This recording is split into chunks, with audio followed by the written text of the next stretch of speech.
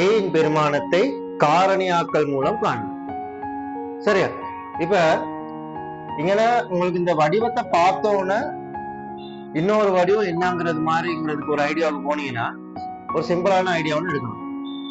இந்த கேள்வியில கொடுத்திருக்க வடிவமானது ஏ வர்க்கம் சக 2 ஏபி சக பி வர்க்கம். இந்த வடிவத்தை ஒத்த மாதிரியே இருக்கும்.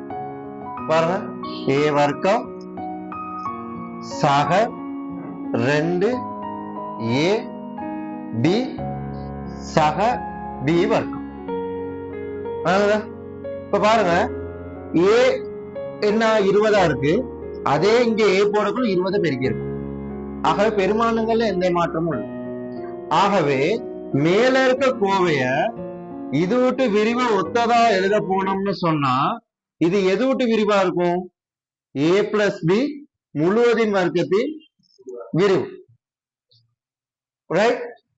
ஏ வந்து என்னவா இருக்கு? ஏ வந்து என்னவா இருக்கு? 20 இருக்கு. பி வந்து என்னவா இருக்கு? 9 இருக்கு. பி இருக்க வேண்டியதுல எத்தனை இருக்கு?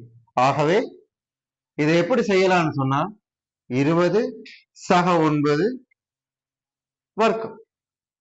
ஏ இருக்க இடத்துல 20 போட்டு சக பி இருக்க இடத்துல 9 போட்டு முழுவதின் வர்க்கம் அது என்னன்னு கொடுத்திருக்காங்க?